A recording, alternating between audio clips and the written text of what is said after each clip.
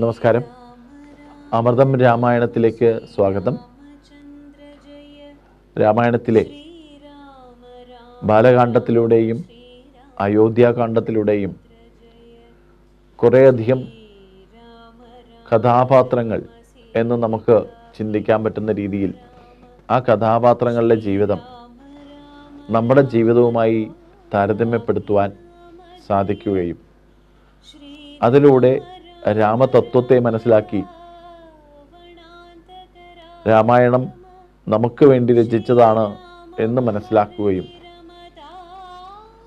ആ വ്യക്തിമുദ്രകൾ നമുക്ക് തരുന്ന സന്ദേശങ്ങൾ നമ്മുടെ ജീവിതത്തിൽ പകർത്തുകയും ചെയ്യുക എന്നുള്ളതാണ് ലക്ഷ്യം. അതുകൊണ്ട് തന്നെ നമുക്ക് ബാലകാണ്ഡത്തിലൂടെ ചെല്ലുന്ന സമയത്ത് ഒട്ടനവധി വ്യക്തികൾ, തപസ് ചെയ്ത പണ്ഡിതന്മാർ, സന്യാസിമാർ എല്ലാവരെയും നമുക്ക് കാണാൻ സാധിക്കും. അയോധ്യയുടെ ഇത്രയും നല്ല വിസ്താരത്തെയും ഭൂപ്രകൃതിയെയും നമുക്ക് കാണാൻ സാധിക്കും. അതിലൂടെ അയോധ്യാകാണ്ഡത്തിലേക്ക് എത്തുമ്പോൾ ശ്രീരാമൻ്റെ വിവാഹ തത്വത്തെ നമുക്ക്, സീതാ സ്വയംവരത്തെക്കുറിച്ച് നമുക്ക് കാണാൻ സാധിക്കും. അപ്പോൾ ബ്രഹ്മവിദ്യയായ സീതയെ ശ്രീരാമനിൽ എത്തിക്കുക, അല്ലെങ്കിൽ ആ ശ്രീരാമനിലേക്ക് എത്തുവാനുള്ള പരിശ്രമങ്ങൾ ശൈവചാപത്തിലൂടെയും വൈഷ്ണവചാപത്തിലൂടെയും നമുക്ക് കാണാൻ സാധിച്ചു.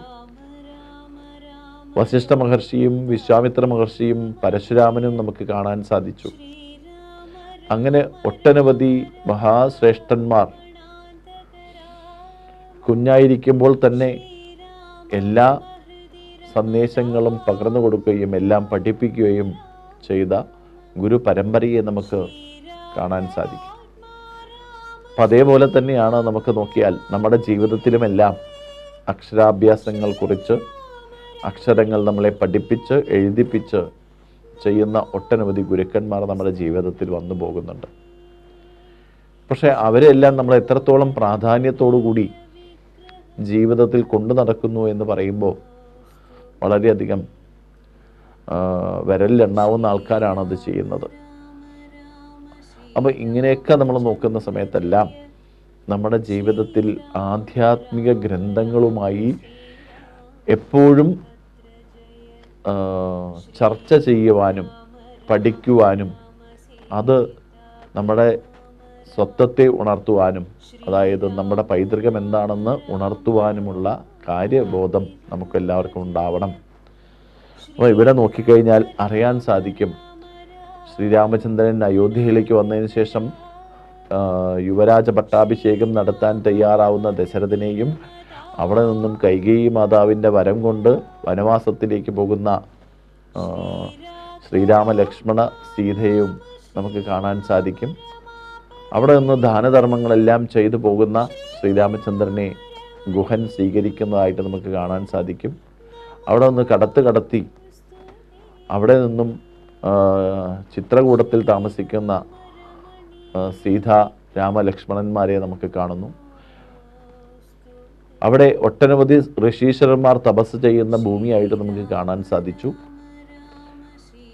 ആ സമയത്താണ് ഭരതൻ അയോധ്യയിലേക്ക് വരുന്നതും അയോധ്യ വളരെയധികം ശൂന്യമായി കിടക്കുന്നത് പോലെ തോന്നി. അതായത് രാമായണത്തിൽ പറയുന്നു, പശുക്കിടാവ് അമ്മയെ കാണാതെ അലയുന്ന പോലെ, ദുഃഖത്തോടുകൂടി അലയുന്ന പോലെ, പശു കാളമാട് ഇല്ലാത്തത് കൊണ്ടുള്ള ദുഃഖിതയായിട്ടിരിക്കുന്ന ഒരവസ്ഥ. വീടുകളെല്ലാം എപ്പോഴും ഘോഷങ്ങളും നാമജപങ്ങളും ആഘോഷ നൃത്തങ്ങളെല്ലാം നടത്തിക്കൊണ്ടിരുന്ന സ്ഥലത്ത് അതൊന്നും ഇല്ലാതെ വാതിലടച്ചുകൊണ്ടിരിക്കുന്ന വീടുകളെ നമുക്ക് കാണാൻ സാധിക്കുന്നു. ഇങ്ങനെ ഒരു ദുഃഖാവസ്ഥയിലേക്ക് എത്തുന്ന ഭരതൻ, കേകയ രാജ്യത്തു നിന്നും വരുന്ന ഭരതൻ അയോധ്യയിലെത്തി തൻ്റെ അമ്മയെ കാണുകയും അതിലൂടെ എന്തെല്ലാം ഇവിടെ സംഭവിച്ചു എന്നുള്ള നിമിത്തങ്ങളിലൂടെ അദ്ദേഹം മനസ്സിലാക്കുകയും ചെയ്യുന്നു. ആ നിമിത്തങ്ങളിലൂടെ മനസ്സിലാക്കുന്ന സമയത്താണ് എന്തെല്ലാമോ ഇവിടെ ഞാനില്ലാത്ത സമയത്ത് സംഭവിച്ചു, അല്ലെങ്കിൽ എന്തെല്ലാമോ ആരെല്ലാമോ ചെയ്തു വെച്ചു എന്നതിൻ്റെ പരിണത ഫലമാണ് ഇപ്പോൾ കാണുന്ന ഈ ദുഃഖാവസ്ഥ. അതിന് എന്താണ് മാർഗമെന്നുള്ള രീതിയിലൂടെ പോകുമ്പോഴാണ് അച്ഛൻ മരണപ്പെട്ടതായിട്ടും അമ്മയുടെ വാക്കുകൾ കൊണ്ട് രാജ്യം മുഴുവൻ ദുഃഖിതപ്പെടുന്നു എന്നുള്ളത് നമുക്ക് കാണാൻ സാധിച്ചു. അവിടെയും നമുക്ക് നോക്കിക്കഴിഞ്ഞാൽ നമ്മൾ 4 പേരെയും തുല്യമായിട്ട് കാണുന്നു. ശ്രീരാമൻ, ഭരതൻ, ലക്ഷ്മണ, ശത്രുഘ്നനെ നമുക്ക് തുല്യമായി കാണുന്നു. എങ്കിലും ശ്രീരാമൻ ചെയ്തിരുന്ന ജീവിതചര്യ, അല്ലെങ്കിൽ ശ്രീരാമൻ സത്സംഗം ചെയ്തിരുന്ന ഒട്ടനവധി ആൾക്കാർ, എന്ന് വെച്ചാൽ സമ്പർക്കം ചെയ്തിരുന്ന ആൾക്കാരെല്ലാം ശ്രീരാമനോട് വാത്സല്യവും സ്നേഹവും കാണിച്ചതായിട്ട് നമുക്ക് കാണാൻ സാധിക്കും. അതുതന്നെയാണ് കൈകേയിയും കൗസല്യയും സുമിത്രയും ശ്രീരാമനോട് ഭക്തിയുടെ വാത്സല്യം നമുക്ക് കാണിക്കുന്നതായിട്ട് കാണാൻ സാധിക്കും. അങ്ങനെയുള്ള ശ്രീരാമചന്ദ്രൻ അവിടം വിട്ട് പോയി എന്നറിയുന്നത് തൻ്റെ അമ്മയുടെ വാക്കുകൾ കൊണ്ടാണ്, അല്ലെങ്കിൽ അമ്മയുടെ ആഗ്രഹം കൊണ്ടാണ് എന്ന് നമുക്ക് മനസ്സിലാക്കുമ്പോൾ, ആ ഭരതൻ തൻ്റെ അമ്മയാണെന്ന് പോലും നോക്കാതെ ജ്യേഷ്ഠനോടുള്ള വാത്സല്യ സ്നേഹത്തോടു കൂടി അമ്മയെ വധിക്കാൻ പോകുന്ന എല്ലാം നമുക്ക് കാണാൻ സാധിച്ചു. അച്ഛനെ വധിക്കാൻ പോകുന്ന ലക്ഷ്മണനെ നമുക്ക് കാണാൻ സാധിച്ചു. അപ്പോഴും ശ്രീരാമൻ പറഞ്ഞത് വത്സ സൗമിത്രേ കുമാര നീ കേൾക്കടോ എന്ന് പറഞ്ഞിട്ടാണ് ആ തൻ്റെ അനുജനെ വാത്സല്യപൂർണവും സ്നേഹ സംഭാഷണങ്ങൾ നടത്തി ഉപദേശം കൊടുക്കുന്നത്, അല്ലേ? അപ്പോൾ ഇങ്ങനെയെല്ലാം നമ്മുടെ ജീവിതത്തിൽ കടന്നു പോകുന്ന ഓരോ നിമിഷങ്ങളെയും എടുത്തു നോക്കിയാൽ പല ദിവസങ്ങളും നമ്മൾ ദുഃഖാവസ്ഥയിലേക്ക് പോകും, പല മാസങ്ങളും നമ്മൾ ദുഃഖാവസ്ഥയിലേക്ക് പോകും, പല രീതിയിലും നമുക്ക് പല ദുഃഖങ്ങൾ കയറി വരുന്നുണ്ട്. പക്ഷേ ഒരു ക്ഷേത്ര ദർശനത്തിലൂടെയോ ഒരു നാമജപത്തിലൂടെയോ ഒരു സത്സംഗത്തിലൂടെയോ ആ ദുഃഖങ്ങളെയെല്ലാം മാറ്റിവെച്ചുകൊണ്ട് നമുക്ക് മുന്നോട്ട് നയിക്കുവാനുള്ള അടുത്ത മാർഗത്തിലേക്ക് നമ്മളെല്ലാവരും പ്രവേശിക്കാറുണ്ട്. അപ്പം അങ്ങനെയുള്ള അയോധ്യാകാന്ഡത്തിൽ നമുക്ക് എത്തിച്ചേർന്ന് നിൽക്കുന്നത് ആ ശ്രീരാമചന്ദ്രനെ ക്ഷണിക്കാൻ വേണ്ടി തിരിച്ചു കൂട്ടിക്കൊണ്ടുവരണം, അങ്ങ് തന്നെ രാജ്യഭാരം ഏറ്റെടുക്കണം, സിംഹാസനത്തിന് അങ്ങ് തന്നെ ഇരിക്കണം എന്നെല്ലാം പറഞ്ഞു വരുന്ന സമയത്ത് ആ ഭരതനെ നമുക്ക് കാണാൻ സാധിക്കും, അല്ലേ? ഭരണ നിപുണനാം ഭരതൻ എന്ന നാമധേയം ഇടുന്ന വസിഷ്ഠ മഹർഷിയുടെ ഏറ്റവും വലിയ പ്രാവീണ്യം നമുക്കിവിടെ കാണാൻ സാധിക്കുമെന്നുള്ളതാണ്. അപ്പം അവിടെയും നമുക്ക് നോക്കിക്കഴിഞ്ഞാൽ വനവാസത്തിൽ പോയി ചിത്രകൂടത്തിലിരിക്കുന്ന ശ്രീരാമചന്ദ്രനെ ഗുരുവായി സ്ഥാനം നൽകിക്കൊണ്ട്, അല്ലെങ്കിൽ ഗുരുവായിട്ട് കാണുന്ന, ദക്ഷിണാമൂർത്തിയായിട്ട് കാണുന്ന ഭരതനെ നമുക്ക് കാണുകയും അവിടെ പാദനമസ്കാരം ചെയ്ത് തൻ്റെ ജ്യേഷ്ഠനെ കൂട്ടിക്കൊണ്ടുവരണമെന്നുള്ള മാർഗനിർദ്ദേശം കൊടുക്കുകയും ചെയ്യുന്നു. അല്ലെങ്കിൽ അങ്ങ് തന്നെ വരണം, എന്നാൽ മാത്രമേ എനിക്ക് അയോധ്യയിൽ വസിക്കാൻ സാധിക്കുകയുള്ളൂ എന്നെല്ലാം ശ്രീരാമനോട് പറയുന്നു. അപ്പം ഇങ്ങനെ നമുക്ക് നോക്കുന്ന സമയത്ത് 2 കാണ്ഡങ്ങളിലൂടെ നമുക്ക് പകർന്നു തരുന്നത് സ്നേഹത്തെയാണ്, കുടുംബ ബന്ധങ്ങളെയാണ്, സമൂഹ ബന്ധങ്ങളെയാണ് നമുക്കെല്ലാം കാണിച്ചു തരുന്നത്.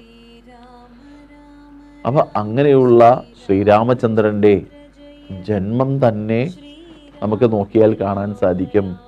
രാവണൻ ഒട്ടനവധി സന്യാസിമാരെ വധിച്ചുകൊണ്ടിരിക്കുന്നു, തപസ്സികളെ ഇല്ലാതാക്കിക്കൊണ്ടിരിക്കുന്നു, ഒരുപാട് പ്രശ്നങ്ങൾ ഉണ്ടാക്കിക്കൊണ്ടിരിക്കുന്നു എന്നൊക്കെ നമുക്ക് കാണുന്ന സമയത്താണ് ദേവന്മാരെല്ലാം ചെന്ന് മഹാദേവനോടും ബ്രഹ്മാവിനോടും എല്ലാം പറഞ്ഞ് ആ ബ്രഹ്മാവ് ഉൾപ്പെടെ മഹാവിഷ്ണുവിൻ്റെ മുന്നിൽ ചെന്ന് നിൽക്കുന്ന ഓം വിശ്വം വിഷ്ണു വഷത്കാരോ ഭൂതഭവത് പ്രഭു ഭൂതകൃത് ഭൂതഭൃദ്ഭാവോ ഭൂതാത്മാ ഭൂതഭാവന എന്ന് നമുക്ക് കാണാൻ സാധിക്കുന്ന വിഷ്ണു സഹസ്രനാമം പോലെ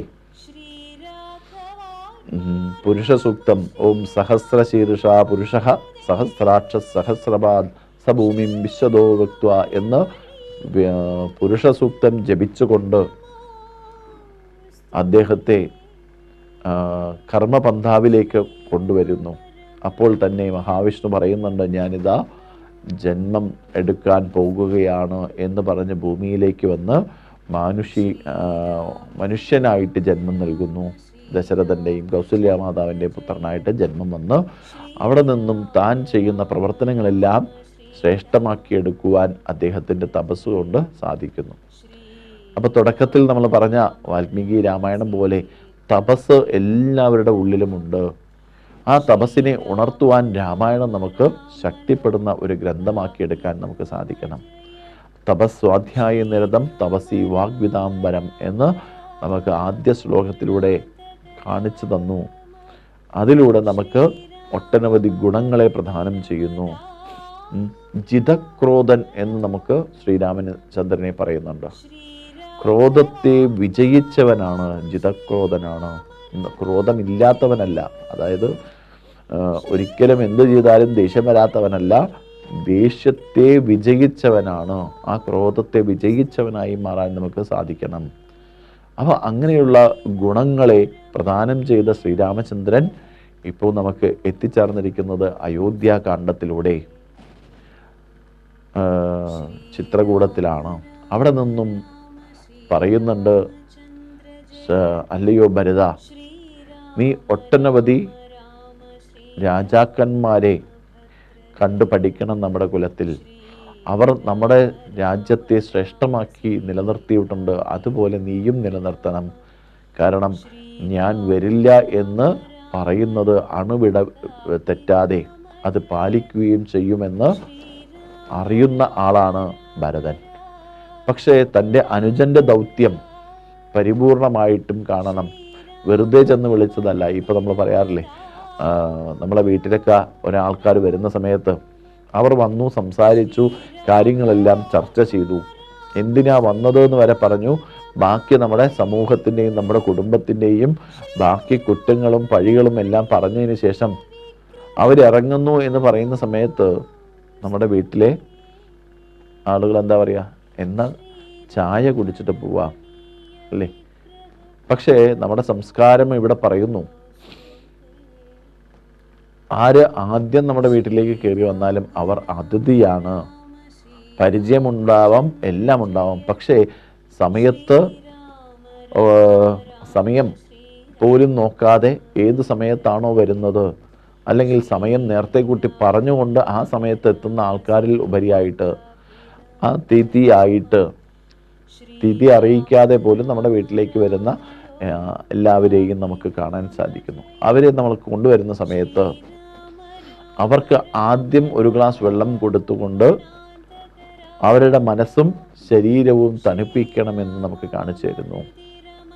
അതിനുശേഷം അവർക്ക് എന്താണോ ഭക്ഷണം, വിശന്നാണോ വരുന്നത് എന്ന് നമുക്കറിയില്ല അല്ലേ? ഇവിടെ നമ്മൾ കൗസല്യ മാതാവിൻ്റെ മുറിയിലേക്ക് അല്ലെങ്കിൽ രാജധാനിയിലേക്ക് ശ്രീരാമൻ വന്നപ്പോൾ, നീ വിശന്നിട്ടാണോ വന്നത്, നിനക്ക് എന്തെങ്കിലും ഭക്ഷണം കഴിക്കുവാനുള്ള സജ്ജീകരണം ഒരുക്കട്ടെ എന്നൊക്കെ ചോദിച്ച ആ അമ്മയുടെ മാതൃസ്നേഹം നമുക്ക് വരുന്ന ആൾക്കാരോട് കാണിക്കണം. പക്ഷേ ഇപ്പോൾ നമുക്കത് ശ്രദ്ധിക്കേണ്ട ഒരു കാലഘട്ടത്തിലാണ്. നമുക്ക് പരിചയമില്ലാത്ത ആൾക്കാർ വന്നു കഴിഞ്ഞാൽ അവരെന്തിനു വന്നു എന്നുള്ളത് പുറത്തുനിന്ന് ചോദിച്ച് വിശദ വിവരണങ്ങൾ കിട്ടിയതിന് ശേഷം അവർ ആത്മാർത്ഥമായും നമ്മുടെ കുടുംബാംഗമാണ് അല്ലെങ്കിൽ നമുക്കറിയുന്ന വ്യക്തികളുടെ കൂട്ടുകാരാണ് എന്നെല്ലാം അറിയാതെ നമുക്ക് അകത്ത് കയറ്റിയിരുന്നാൽ നാളെ നമുക്കത് ബുദ്ധിമുട്ടിലേക്ക് പോകുന്നു. അപ്പോൾ അതിഥി എന്ന് പറയുന്ന ആൾക്കും ഈ കാലഘട്ടത്തിൽ നമുക്കൊരു പരിധി വെക്കേണ്ട അവസ്ഥ വരുന്നു. ചിന്തിച്ച് നോക്കണം. അപ്പോൾ ധർമ്മത്തെ നമ്മൾ കൈവിടുന്ന സമയത്ത്, തെറ്റായ ചിന്തകളിലേക്ക് നമ്മൾ മുന്നോട്ട് പോകുന്ന സമയത്ത്, തെറ്റായ കാര്യങ്ങൾ ചെയ്ത് മുന്നോട്ട് പോകുന്ന സമയത്തെല്ലാം ഇവിടെ ഒരുപാട് സമൂഹത്തിൽ, കുടുംബത്തിൽ വ്യതിചലനങ്ങൾ ഉണ്ടാകുന്നു. അപ്പം ഞാൻ നേരത്തെ പറയുകയുണ്ടായി, വേദഗീതയിലൂടെ ആ ഗൃഹസ്ഥയായ സ്ത്രീയുടെ അടുത്ത് അല്ലെങ്കിൽ അവരുടെ വീട്ടിന് മുന്നിൽ വന്ന് ഭിക്ഷ യാചിക്കുന്ന ആ വ്യക്തി 3 പ്രാവശ്യം ഭിക്ഷ ചോദിച്ചു. ആ സമയത്ത് ഉള്ളിൽ നിന്നും വരാമെന്നുള്ള വാക്ക് പറഞ്ഞതുകൊണ്ട് അവിടെ നിന്നും മാറിപ്പോകാൻ സാധിക്കില്ല. കാരണം അങ്ങനെയാണ് ധർമ്മം പറഞ്ഞിരിക്കുന്നത്. അപ്പോൾ ആ പത്നി വരുന്ന സമയത്ത് അവിടെ ഉള്ളിൽ നിന്നും പറയുന്നു, തപസ് ചെയ്ത് ഇരിക്കുന്ന സമയത്ത് അവിടെ കാക്ക ശരീരത്തിൽ കാഷ്ടിച്ചപ്പോൾ ആ കാക്കയെ നോക്കി കാക്കയെ ഭസ്മമാക്കിയതുപോലെ അങ്ങയുടെ ദേഷ്യം കൊണ്ട് എന്നെ ഒന്നും ചെയ്യാൻ സാധിക്കില്ല എന്ന് പറയുന്ന വാക്ക് ഒരു തപസ്വിയായ അല്ലെങ്കിൽ പതിവ്രതയായ സ്ത്രീയുടെ വാക്കുകൾ നമുക്ക് കാണാൻ സാധിക്കും. അപ്പം അങ്ങനെയുള്ള തപസ്വിയായ അമ്മമാർ നമ്മുടെ കുടുംബത്തിൽ ഉണ്ടാവണം. അപ്പോൾ വരുന്ന ആൾക്കാർ എന്തിനു വന്നു, ഏതിനു വന്നു, എന്താണ് അവരുടെ ഉദ്ദേശം എന്ന് തിരിച്ചറിയാനുള്ള ഒരു മാതൃകാപരമായ ജീവിതം നമുക്ക് നയിക്കാൻ ആ രാമമന്ത്രത്തെ നമുക്ക് വീണ്ടും വീണ്ടും ആവർത്തിച്ച് ചൊല്ലാം. നിത്യജീവിതത്തിൽ എത്രയധികം പ്രാവശ്യം നമുക്ക് 24 മണിക്കൂറിനകത്ത് നമുക്ക് 12 മണിക്കൂറോളം നമ്മൾ കണ്ണും തുറന്നിരിക്കാറുണ്ട്, ചെവിയും കാതോർക്കാറുണ്ട് അല്ലേ?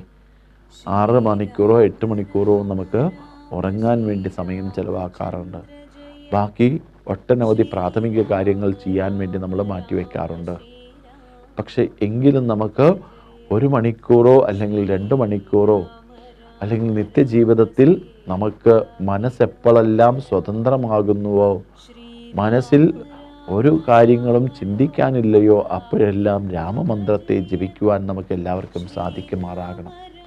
അപ്പം അങ്ങനെയുള്ള രാമതത്വത്തെ നമുക്ക് മനസ്സിലാക്കുന്ന ആ പരശുരാമൻ പോലും അദ്ദേഹം പറയുന്ന കാര്യങ്ങൾ നമുക്ക് വിശദീകരിക്കാൻ സാധിച്ചിട്ടുണ്ട് എന്ന് വിചാരിക്കുന്നു. അപ്പോൾ നിങ്ങളുടെ മനസ്സിൻ്റെ ശ്രദ്ധയിലേക്ക്, നിങ്ങളുടെ ബുദ്ധിയുടെ വൈഭവത്തിലേക്ക് ആ നാമകരണം നമുക്ക് എപ്പോഴും ഉണ്ടാവണം. അതിന് അയോധ്യാകാണ്ഡത്തെ നമുക്ക് കാണാൻ സാധിക്കുന്നു എന്നുള്ളതാണ്. അപ്പോൾ ഭരതരാഘവ സംവാദത്തിലൂടെ നമുക്ക് പഠിക്കാനുള്ളത്, ആ ഭരതനോട് പറയുന്നു 14 ഗുണങ്ങൾ നിനക്കുണ്ടാവണം, 10 ദുഷ്ടതകൾ നമ്മുടെ മനസ്സിൽ നിന്നും പോകണം, 6 കാര്യങ്ങൾ നമ്മൾ ജീവിതത്തിൽ നിന്നും മാറ്റിവെക്കണം. ഇതെല്ലാം രാജ്യത്തെ സംരക്ഷിക്കാനുള്ള ഒരു രാജാവിൻ്റെ കർത്തവ്യമാണ് എന്ന് പറഞ്ഞു കൊടുക്കുന്നു ഭരതരാഘവ സന്ദേശത്തിലൂടെ. അപ്പോൾ ഇതെല്ലാം എവിടെ ഇരുന്നിട്ടാണ് പറയുന്നത്? തന്നെ ഗുരുവായി കണ്ട ആ ഭരതൻ തൻ്റെ അനുജനോട് കൃത്യമായി ഒരു രാജ്യഭരണം എങ്ങനെ നിലനിർത്തണമെന്ന് പറഞ്ഞു. അവിടെ നിന്നും ആ ഭരതൻ തൻ്റെ ജ്യേഷ്ഠൻ്റെ പാദുകങ്ങൾ അവിടെ നിന്നും വാങ്ങി ശിരസിൽ വെച്ചുകൊണ്ട് ഭക്തിപൂർവം രാജധാനിയിലേക്ക് പോകുന്നതായിട്ട് നമുക്ക് കാണാൻ സാധിക്കും. അപ്പോൾ രാജാവിൻ്റെ ഒരു പടച്ചട്ടകൾ അണിഞ്ഞിരിക്കേണ്ട ആള് എങ്ങനെയാണോ തൻ്റെ ജ്യേഷ്ഠൻ വനവാസത്തിലേക്ക് പോയി കാഷായ വസ്ത്രത്തോടുകൂടി ഇരിക്കുന്നത്, ആ കാഷായ വസ്ത്രത്തോടുകൂടി അവിടെ ഇരിക്കാൻ തയ്യാറായി നന്ദിഗ്രാമത്തിൽ അദ്ദേഹം സ്ഥാനം പിടിച്ച് അവിടെ നന്ദിഗ്രാമത്തിൽ ഇരുന്നു കൊണ്ട് രാജ്യ ഭരണത്തെ നിലനിർത്തുന്ന ഭരതനെ നമുക്ക് കാണാൻ സാധിക്കണം അല്ലേ? അപ്പോൾ ജ്യേഷ്ഠൻ പോയതുകൊണ്ട് ഈ സ്വത്തുക്കളെല്ലാം എൻ്റേതാണ് എന്ന് ചിന്തിച്ചുകൊണ്ട് അതിനെ ദൂർത്തടിക്കുന്ന ഒട്ടനവധി അനുജ ജ്യേഷ്ഠന്മാരെ നമുക്ക് കണ്ടുവരാറുണ്ട്. അവസാനം തിരിച്ച് കഷ്ടപ്പെട്ട് തിരിച്ച് സ്വന്തം വീട്ടിലേക്ക് വരുന്ന സമയത്ത് ഒരു സ്ഥാനവുമില്ലാതെ പുറത്താക്കുന്ന ആളുകൾ നമുക്കുണ്ട്. അമ്മയെ അച്ഛനെ വശത്താക്കി അവരിൽ നിന്നും കയ്യൊപ്പ് മേടിച്ച് സ്വത്തിൽ അവകാശം നേടിക്കുന്ന ഒട്ടനവധി ആളുകളെ നമുക്കിപ്പോൾ കണ്ടുവരുന്നു. ഇതെല്ലാം മാറ്റിയെടുക്കണമെങ്കിൽ ഈ രാമൻ്റെ, ലക്ഷ്മണൻ്റെ, ഭരതൻ്റെ, ശത്രുഘ്നൻ്റെ ആ ഒരു സ്വഭാവ രീതി നമ്മുടെ കുടുംബത്തിലേക്ക് എത്തിക്കാൻ നമുക്ക് എന്താണ് മാർഗം? ആ മാർഗത്തെയാണ് നമ്മൾ രാമനാമത്തിലൂടെ, രാമകഥാമൃതത്തിലൂടെ, രാമതത്വത്തിലൂടെ, രാമൻ്റെ ജീവിതത്തിലൂടെ നമുക്കെല്ലാവർക്കും പകർന്നു കൊടുക്കേണ്ടത്. അതേപോലെ തന്നെ സ്ത്രീ ആൾക്കാർ അല്ലെങ്കിൽ സ്ത്രീ അമ്മമാർ, സഹോദരിമാർ ഇവരെല്ലാം പഠിക്കേണ്ടത് കൗസല്യ, സുമിത്ര, കൈകേയിയെ പോലുള്ള അമ്മമാരുടെ ജീവചരിത്രം. അത് കഴിഞ്ഞാലോ അവരുടെ കൂടെ നിൽക്കുന്ന സീത, മാണ്ഡവി, ഊർമിള, സുധകീർത്തി. അപ്പോൾ ഇത്തരത്തിൽ ഓരോ വ്യക്തികളെയും നമുക്ക് കാഴ്ചവെക്കുന്ന സമയത്ത് ഇവരുടെ ജീവിതവും നമ്മുടെ ജീവിതത്തിലും എന്തൊക്കെയാണ് വ്യത്യാസം എന്ന് നോക്കിയാൽ നമ്മൾ എന്തിനും ആഗ്രഹം കൂടുതൽ വ്യാപരിക്കുന്ന ആൾക്കാരാണ്. അത് കിട്ടിയാൽ ഇത് പോരാ, ഇത് കിട്ടിയാൽ അത് പോരാ എന്ന് ചിന്തിക്കുന്ന ആൾക്കാരാണ്. അല്ലെങ്കിൽ അപ്പുറത്തുള്ളവർ ആരെങ്കിലും എന്തെങ്കിലും വാങ്ങിച്ചാൽ അതുകൂടി എനിക്ക് കിട്ടണം എന്നുള്ള ചിന്താമഗ്നനായിട്ടിരിക്കുന്ന ആൾക്കാരാണോ? ആ ചിന്തയ്ക്കനുസരിച്ച് പ്രവർത്തിക്കാൻ നമുക്ക് സാധിക്കില്ല.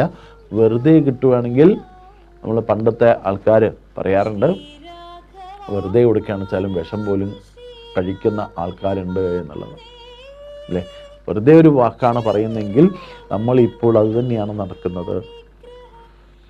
അപ്പോൾ ഇവിടെ ഓരോ ആരണ്യകാണ്ഡത്തിലേക്ക് കടക്കുന്ന സമയത്ത് ഒരുപാട് ആൾക്കാരെ നമുക്ക് ഇനിയും കാണാനുണ്ട്. അതുകൊണ്ടാണ് ഈ സമയത്ത് നിങ്ങൾക്ക് ഇത്രയും വിശദീകരണം ബാലകാണ്ഡത്തെക്കുറിച്ചും അയോധ്യാകാണ്ഡത്തെക്കുറിച്ചും ഞാൻ വിവരിച്ചത്. ഒന്നുകൂടി നമ്മുടെ മനസ്സിനെ ഓർമ്മപ്പെടുത്തി ആ സൗഹൃദത്തെ, സാഹോദര്യത്തെ നമുക്ക് ഊർജിതപ്പെടുത്തുവാൻ, നമ്മുടെ കുട്ടികൾക്ക് പകർന്നു കൊടുക്കുവാൻ നമുക്ക് ആവശ്യമാണ് അല്ലേ? ചിന്തിക്കണം.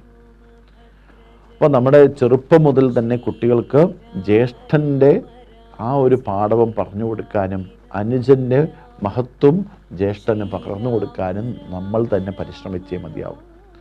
ഇല്ലെങ്കിൽ ഇവർ വിദ്യാഭ്യാസ പൂർത്തീകരണത്തിന് ശേഷം വിവിധ ജോലി സ്ഥലങ്ങളിലേക്ക് പോകുന്ന സമയത്ത് അവർ സമ്പാദിക്കുന്ന സമ്പാദ്യത്തെ വെച്ചുകൊണ്ട് നമ്മുടെ കുടുംബത്തിൽ ഇന്ന് വ്യത്യസ്തത പുലർത്തുന്നുണ്ട്. അതുകൊണ്ട് വീണ്ടും ഒരു വാക്ക് പറയുന്നു ഞാൻ നിങ്ങളുടെ മുന്നിൽ. അമ്മയ്ക്ക് ആൺകുട്ടികളോട് പണ്ട് സ്നേഹം കൂടുതലായിരുന്നു എന്നാണ്. അതുകൊണ്ട് ആൺകുട്ടികൾക്ക് ഭക്ഷണം വിളമ്പുന്ന സമയത്ത് അവർക്ക് എന്തെങ്കിലും കൂടുതൽ കൊടുക്കാൻ താല്പര്യപ്പെടുന്ന അമ്മമാരെ നമുക്ക് കാണുന്ന സമയത്ത് പെൺമക്കൾ ചോദിക്കുമായിരുന്നു അത്രേ, അമ്മയ്ക്ക് ഒരു കണ്ണിൽ വെണ്ണയും ഒരു കണ്ണിൽ ചുണ്ണാമ്പുമാണ് അല്ലേ? അപ്പോൾ എന്നെ കാണുന്ന സമയത്ത് ചുണ്ണാമ്പ് കണ്ണിൽ തേച്ചതുപോലെയാണ്, മറ്റേ കണ്ണിലോ ജ്യേഷ്ഠനെ കാണുന്ന സമയത്തോ ആൺമക്കളെ കാണുന്ന സമയത്തോ. അപ്പോൾ അങ്ങനെയെല്ലാം വരുന്നു എന്ന് നമുക്ക് ഇവിടെ ചിത്രീകരിക്കുന്നു എന്നാണ്. അപ്പോൾ രണ്ടു മക്കളും തുല്യമാണ് എന്ന് പറയുന്ന സമയത്ത് ആ രണ്ടു മക്കളെയും ജ്യേഷ്ഠ സഹോദരിമാരെ നമ്മൾ എടുത്തു നോക്കുന്ന സമയത്തും അവർ എങ്ങനെയാണ് കുടുംബത്തിൽ ഐക്യത്തോടു കൂടി ഇരിക്കേണ്ടത് എന്ന് ചിന്തിപ്പിക്കുന്ന ഒരു രാമായണം നമുക്ക് ഈ രണ്ട് കാണ്ഡങ്ങളിലൂടെ ഹൃദ്യസ്ഥമാക്കണമെന്നാണ് എനിക്ക് പറയാനുള്ളത് അല്ലേ? നമുക്ക് നോക്കിയാൽ അറിയാം. കഴിഞ്ഞ ദിവസത്തിൽ ഞാൻ പറയുകയുണ്ടായി, പാലക്കാട് ജില്ലയിലെ റെയിൽവേ പോലീസുകാരുടെ ഒരു വ്യക്തി വന്ന് പരിചയപ്പെടുണ്ടായി. ആ സമയത്ത് അദ്ദേഹം പറഞ്ഞൊരു കാര്യം, നമ്മുടെ വരുന്ന തലമുറയ്ക്ക് സമൂഹത്തിനോട് ഒരു കമ്മിറ്റ്മെൻറ്റും ഇല്ല, പ്രതിബദ്ധതയും ഇല്ല. അവരെല്ലാം ചെയ്യുന്നത് എന്താ വെച്ചാൽ, തനിക്ക് എന്തെങ്കിലും ആരെങ്കിലും ദോഷം ചെയ്താൽ, തന്നെ ആരെങ്കിലും വഞ്ചിതപ്പെടുത്തിയാൽ, വഞ്ചിക്കപ്പെട്ട് കഴിഞ്ഞാൽ ഉടനെ ചെയ്യുന്നത് അവരുടെ ബൈക്ക് കൊണ്ടുവന്ന്, അല്ലെങ്കിൽ അവർ ഓടിക്കുന്ന ബൈക്കിന് നേരെ റെയിൽവേ ട്രാക്കിലേക്കിട്ട് അടുത്ത് വരുന്ന ട്രെയിനിനെ ഇല്ലാതാക്കാൻ അല്ലെങ്കിൽ അതിനെ തകിടം മറിക്കാൻ ശ്രമിക്കുന്നു. അതേപോലെ തന്നെ റെയിൽവേ പാളങ്ങളിൽ മരക്കുറ്റികൾ കൊണ്ടുവന്നിട്ട് ആ ട്രെയിനിന് അപകടം സൃഷ്ടിക്കുന്ന രീതിയിലേക്ക് ചെയ്യുന്നു. അപ്പോൾ തനിക്ക് കിട്ടിയ അപകടം ബാക്കിയുള്ളവർ കൂടി അനുഭവിക്കട്ടെ എന്നുള്ള രീതിയിലേക്ക് മനസ്സ് പോകുന്നു ഇന്ന് ചെറുപ്പക്കാരുടെ എന്നുള്ളതാണ്. അതാണ് ഇന്ന് തെറ്റുപറ്റുന്ന ഒരുപാട് കാര്യങ്ങൾ മനസ്സിലാക്കി കൊടുക്കേണ്ടത് വീട്ടിലിരിക്കുന്ന അച്ഛനും അമ്മയുമാണ്. ആ സമയത്ത് പറയും, വീട്ടിലിരിക്കുന്ന അച്ഛനും അമ്മയ്ക്കും തന്നെ തീരെ സമയമില്ല. കാരണം രാവിലെ എണീക്കണം, വീട്ടിൽ ഭക്ഷണം ഉണ്ടാക്കണം, അത് കഴിഞ്ഞ് അമ്മയ്ക്കും ജോലിക്ക് പോകണം, അച്ഛനും ജോലിക്ക് പോകണം. പാവപ്പെട്ട കുടുംബങ്ങളിലേക്ക് ഒന്ന് ശ്രദ്ധിച്ചു നോക്കി. ഞാൻ പാവപ്പെട്ട കുടുംബം എന്ന് പറയുന്നത് അവരുടെ നിത്യജീവിതത്തിൽ അന്ന് സമ്പാദിക്കാൻ പോയാൽ മാത്രമേ, സമ്പാദിച്ച് കൊണ്ടുവന്നാൽ മാത്രമേ അവരുടെ ജീവിതം അടുത്ത ദിവസത്തേക്ക് മുന്നോട്ട് പോകൂ എന്ന് പറയുന്ന ആ കുടുംബങ്ങളിലേക്ക് ഒന്ന് എടുത്തു നോക്കിയാൽ അവിടെയും നമുക്ക് കാണാൻ സാധിക്കും, തൻ്റെ മക്കൾ അതിപ്രാവീണ്യമായിട്ട് വിദ്യാഭ്യാസ യോഗ്യത ഉണ്ടാവണമെന്ന് ആഗ്രഹിക്കുന്ന അച്ഛനമ്മമാരെ ആ മക്കളുടെ മുന്നിൽ അടിയറവ് പറയുകയാണ്. കാരണം എനിക്കോ പഠിക്കാൻ സാധിച്ചില്ല, നീ നന്നായി പഠിക്കുന്നവരെ ഞാൻ എത്ര വേണിച്ചാലും കഷ്ടപ്പെടാം എന്ന് പറഞ്ഞപ്പോൾ ആ പറഞ്ഞതിനെ മാത്രം വെച്ചുകൊണ്ട് ആ കുട്ടികൾ സമൂഹത്തിൽ ഉന്നത വിദ്യാഭ്യാസത്തിന് വേണ്ടി പോകുന്നു. അവരുടെ തോന്നിയാസങ്ങളുള്ള മേഖലകളിലൊക്കെ മുന്നോട്ട് പോകുന്നു. നല്ല രീതിയിൽ പഠിക്കുന്ന കുട്ടികളുമുണ്ട്, ഞാൻ എല്ലാവരെയും കുറ്റപ്പെടുത്തുന്നില്ല. അപ്പോൾ ഇങ്ങനെ നമുക്ക് ചിന്തിപ്പിക്കാൻ, പ്രവർത്തിപ്പിക്കാൻ നമ്മുടെ കുടുംബത്തിലെ ഓരോ കുട്ടികൾക്കും സാധിപ്പിക്കണമെങ്കിൽ ആ ബാലകാണ്ഡവും അയോധ്യാകാണ്ഡവും ഹൃദ്യസ്ഥമാക്കി നമുക്ക് പഠിക്കാനും അതിലെ കഥാപാത്രങ്ങൾ നമുക്ക് തരുന്ന ഓരോ വാക്കുകളും ഓരോ പ്രവൃത്തികളും നമ്മുടെ ജീവിതത്തിൽ മുന്നേറ്റമുണ്ടാവാൻ സാധിക്കണം.